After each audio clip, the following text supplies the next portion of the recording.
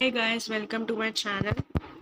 और आज हम पढ़ने वाले हैं chapter 1 variations in psychological attributes. तो मैं स्टार्ट करने से पहले ये बोलना चाहूँगी कि आप लोग ने अब वीडियो चालू कर ही ली है तो सब्सक्राइब कर लेना चैनल को और लाइक कर देना वीडियो को। तो चलिए हम स्टार्ट करते हैं। और हाँ, एक और चीज़ बोलना चाहूँगी कि आप लोग 12th के बोर्ड्स के लिए तैयारी कर रहे हो तो ज़्यादा अच्छा होगा कि अगर आप एनसीईआरटी को ही स्टिक करो, कोई एक्स्ट्रा बुक ना लो, क्योंकि trust me NCERT is the key. बिना देरी कर दे शुरू करते हैं आज का chapter 1 of psychology class 12 variation in psychological attributes. तो चलो शुरू करते हैं। हमारा पहला टॉपिक है individual differences in human functioning. तो हम पहले पढ़ेंगे इंडिविजुअल डिफरेंसेस के बारे में। इंडिविजुअल डिफरेंसेस मतलब एक इंसान एक दूसरे से कितना अलग होता है। जैसे सबकी थिंकिंग डिफरेंट होती है, सबकी हाइट, सबका वेट, सब कुछ डिफरेंट होता है। तो इंडिविजुअल डिफरेंसेस का मतलब वही होता है। For psychologists, individual differences refers to distinctiveness and variations among people, characteristics and behavior patterns. मतलब लोग कितना ज़्यादा अलग होते हैं एक दूसरे के, सबके कैरेक्टर्स अलग होते हैं, बिहेवियर पैटर्न्स अलग होते हैं। जैसे अगर आप अपने घर का एग्जाम्पल लो तो आपका अगर कोई छोटा भाई बहन या बड़ा भाई बहन होगा तो आप लोगों की थिंकिंग कितनी डिफरेंट होगी। तो बस इंडिविजुअल डिफरेंसेस का मतलब वही होता है। सिचुएशनिज्म। While many psychologists believe that our behavior are influenced by our personal traits, some others hold the view that our behaviors are influenced more by situational factors. This later view is known as situationism.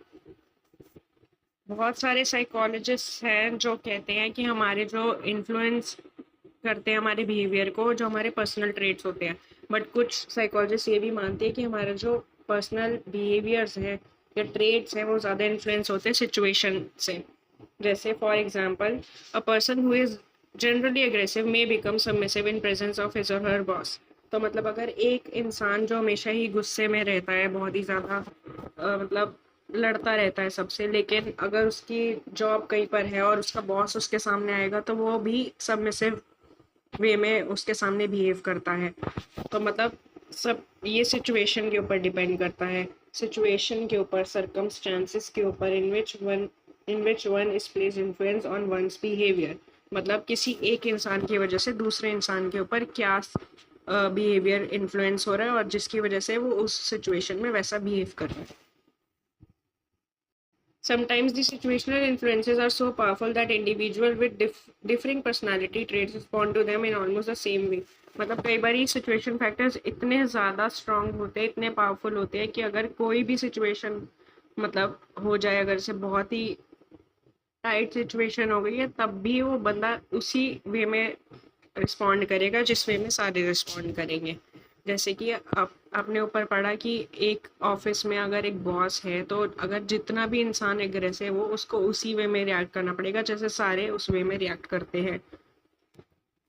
The situationist perspective views human behavior relatively more as a result of influence by external factors. हमारे जो situation है mostly influence होते हैं external factors की वजह से, बाहर की चीज़ों की वजह से। अब हम चलते हैं हमारे नेक्स्ट टॉपिक पे। ये इतना ही है, इसमें कुछ ज़्यादा ऐसा समझाने का नहीं है। बस इसको, सिचुएशनिज्म को और इंडिविजुअल डिफरेंसेस को 1 मार्क के लिए बहुत इंपॉर्टेंट है, एमसीक्यू के लिए वेरी वेरी इंपॉर्टेंट। इसकी डेफिनेशन ज़रूर याद कर लेना, ये 1 मार्क में पूछी जा सकती है। हमारा नेक्स्ट टॉपिक है असेसमेंट ऑफ साइकोलॉजिकल एट्रीब्यूट्स। अब आप लोग के हिसाब से एट्रीब्यूट्स का मतलब क्या होता है? एट्रीब्यूट्स मतलब ट्रेट्स या फिर फीचर्स एक इंसान के। Assessment is the first step in understanding a psychological attribute. Assessment ही पहला स्टेप है जिसकी वजह से हम एक इंसान के साइकोलॉजिकल एट्रीब्यूट को समझ सकते हैं। Assessment refers to the measurement of psychological attributes of individual and their evolution, often using multiple methods in terms of certain standards of comparison. मतलब assessment ही एक पहला स्टेप है जिससे हम मेजरमेंट कर सकते हैं एक इंसान के साइकोलॉजिकल एट्रीब्यूट्स की। बहुत ही सारे डिफरेंट मेथड्स है जिनको हम आगे फर्दर डिस्कस करेंगे कौन से मेथड्स होते हैं। An attribute will be said to exist in a person only if it can be scientifically measured by using scientific procedures. मतलब एक attribute को हम तभी बोलेंगे कि वो exist करता है अगर वो scientifically मेजर करा जा सकता है। For example, Harish is dominant, we are referring to the degree of dominance in Harish. मतलब अगर हम असेसमेंट करते हैं और हमारे को पता लगता है कि हरीश इतना डोमिनेंट है, तो वो किसके बेसिस पर पता लग रहा है? क्योंकि हमने असेसमेंट का इस्तेमाल करा है।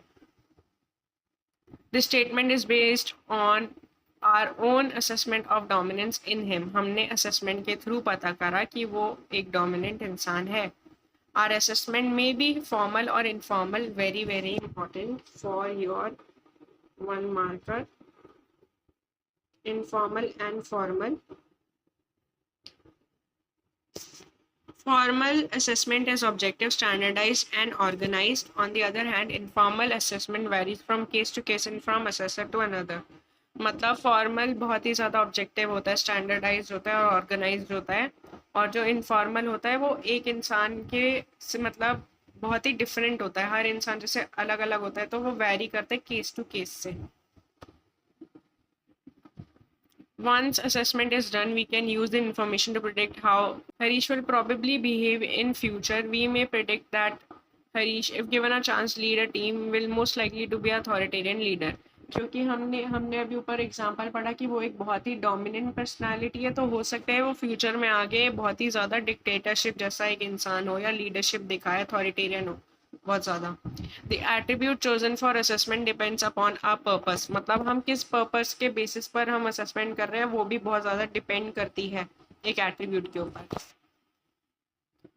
एक ये चीज़ बहुत इंपॉर्टेंट है, ये भी एमसीक्यू के लिए बहुत इंपॉर्टेंट है ये वाली। Psychological assessment using systematic testing procedures to evaluate abilities, behaviors and personal qualities of an individual. मतलब हम लोग साइकोलॉजिकल, जितने भी साइकोलॉजिस्ट होते हैं वो साइकोलॉजिकल असेसमेंट यूज़ करते हैं सिस्टम, ताकि हम एक इंसान की एबिलिटीज़ को पता कर सकें, उनके बिहेवियर्स को पता कर सकें, उनकी पर्सनल क्वालिटीज़ पता कर सकें एक इंडिविजुअल की। तो ये साइकोलॉजिस्ट यूज़ करते हैं, और आगे हम फर्दर डिस्कस करेंगे इस बारे में कि कौन से मेथड्स वो यूज़ करते हैं जिससे जो असेसमेंट में काम आती है हमारे एक इंसान के पर्सनल ट्रेट्स को जानने में, एट्रीब्यूट्स को जानने में। तो मिलते हैं हम अपने नेक्स्ट लेक्चर में।